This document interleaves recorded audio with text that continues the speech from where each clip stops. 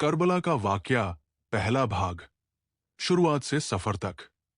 बानी हाशिम की शान और मक्का की हवाओं में एक नन्हा बच्चा पैदा हुआ जिसका नाम था हजरत हुसैन इब्न अली। उसके जन्म के साथ ही आसपास के लोग देखते थे कि ये बच्चा किसी आम इंसान की तरह नहीं है। उसकी आंखों में सच्चाई और दिल में ईमान की रोशनी थी। उसके पिता हजरत अली इब्न अबी तालिब और माता फातिमा ज़हरा बिन्त हजरत मोहम्मद सल्लल्लाहु अलैहि वसल्लम के मार्गदर्शन में हुसैन ने बचपन से ही नेक रास्ते और अल्लाह के आदेशों का पालन सीखना शुरू किया। समय के साथ हुसैन बड़े हुए और उनका जीवन सिखाता गया कि ईमान के लिए कभी समझौता नहीं करना चाहिए। हर दिन उनका व्यवहार, उनकी बातें और उनके निर्णय लोगों के लिए मिसाल बनते। उस समय मदीना और मक्का की परिस्थितियां बदल रही थी। यजीद जैसे लोग सत्ता की लालच में धर्म और न्याय को भूल चुके थे। उनके आदेशों और उनकी ताकत का असर पूरी उम्मत पर पड़ रहा था। यजीद ने सत्ता में आने के बाद धर्म को दबाने और अपने आदेशों को लागू करने के लिए हर संभव कोशिश की। उन्होंने हजरत हुसैन इब्न अली और उनकी नेक जमात पर दबाव डाला कि वे उनकी सत्ता को मान लें। लेकिन हुसैन ने ईमान और सत्य के मार्ग से पीछे नहीं हटने का फैसला किया। मदीना की शांत हवाओं और मस्जिदों की फिजाओं में हजरत हुसैन इब्न अली ने अपने अनुयायियों के साथ तैयारी शुरू की। उन्होंने अपने साथियों से कहा कि ईमान की खातिर कभी डरना नहीं चाहिए और सत्य के मार्ग पर चलना ही सबसे बड़ा साहस है। तैयारी के बाद हजरत हुसैन इब्न अली ने अपने परिवार और अनुयायियों के साथ मक्का से करबला की ओर सफर शुरू किया। सफर कठिन और लंबा था। रास्ते में धूप, गर्मी और पानी की कमी जैसी मुश्किलों का सामना करना पड़ा। कई बार उन्हें रोकने की कोशिशें की गई, कई बार दुश्मनों ने डराने की कोशिश की, लेकिन हुसैन ने कभी पीछे मुड़कर नहीं देखा। सफर में उनके साथ थे उनके भाई हजरत हाशिम इब्न अली, उनके चचेरे भाई हजरत अब्बास इब्न अली और उनके नजदीकी साथी जैसे हजरत सईद इब्न अब्दुल्ला, हजरत कासिम इब्न अल हुसैन और हजरत जैद इब्न हुसैन। सभी अपने जीवन और ईमान को बचाने के लिए तैयार थे। सफर के अगले दिनों में सूरज की तेज धूप और रेत की गर्मी ने सभी को और भी थका दिया। हजरत हुसैन इब्न अली ने अपने अनुयायियों को हिम्मत दी और कहा कि हर कठिनाई हमें ईमान के मार्ग पर और मजबूत बनाती है। रास्ते में आने वाले छोटे गांवों में लोग उनके साहस और नेक इरादों से प्रभावित हुए। कुछ ने उन्हें पानी और खाने की चीजें दी, कुछ ने अपने घरों में रात गुजारने की जगह दी। हजरत अब्बास इब्न अली ने हर बार पानी बांटा, घास फूस से आग जलाई ताकि सभी ठंड से बच सकें।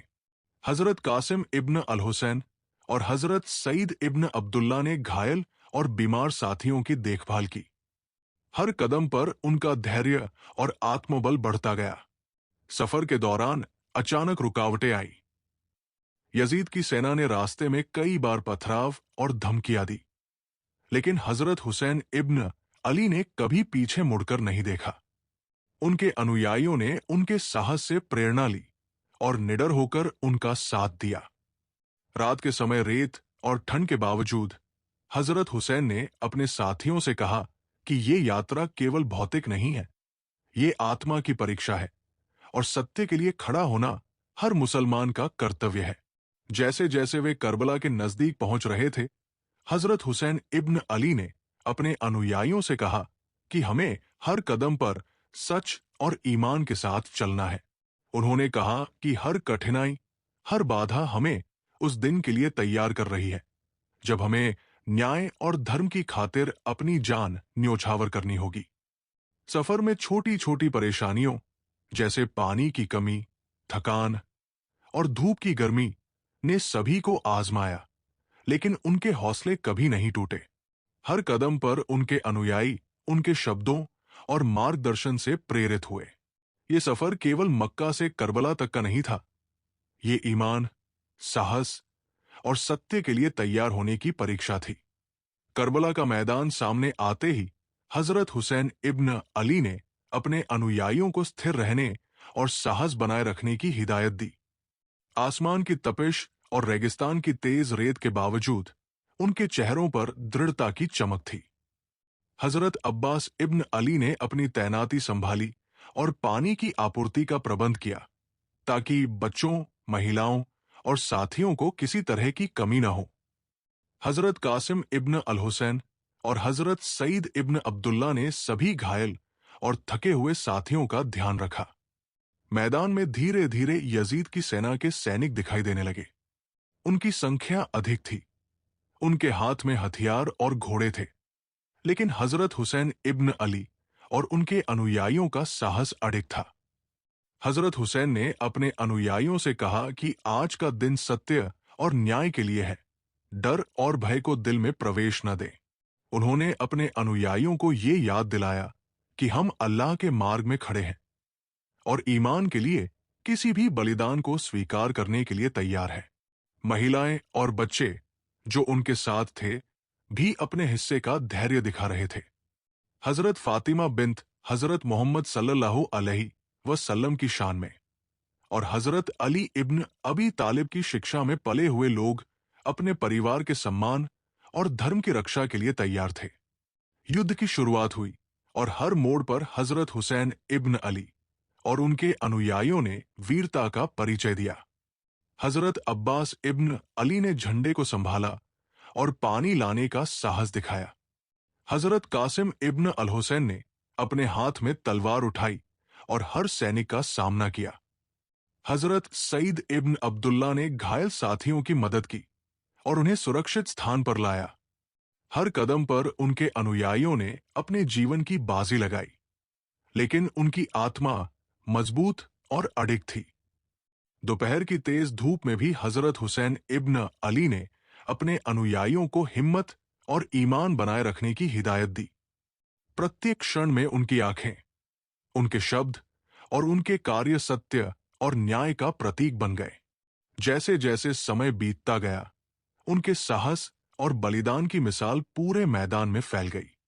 हजरत अब्बास इब्न अली ने पानी की कमी को पूरा करने के लिए अपने प्राणों की परवाह न करते हुए पानी की तलाश की। हजरत कासिम इब्न अल हुसैन ने दुश्मनों के कड़े हमलों का सामना किया और हर बार अपने अनुयायियों को साहस बढ़ाया। शाम ढलने तक हजरत हुसैन इब्न अली और उनके अनुयायियों ने अपने प्राणों की बाजी लगाते हुए न्याय और धर्म की रक्षा की। हर घड़ी उनके साहस, धैर्य और ईमान का प्रतीक बन गई। ये अशूरा का दिन केवल युद्ध का दिन नहीं था, ये सत्य और न्याय की अमर कहानी बन गया, जिसने आने वाली पीढ़ियों को निडरता, साहस और ईमान का पाठ पढ़ाया। करबला का मैदान उनके बलिदान और हिम्मत का गवाह बना और ये कहानी हर मुसलमान के लिए प्रेरणा का स्रोत बन गई। इस वाकये का अगला हिस्सा अगले पार्ट में आएगा।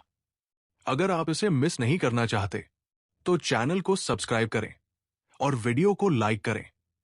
आपकी राय क्या है, कमेंट में जरूर लिखें।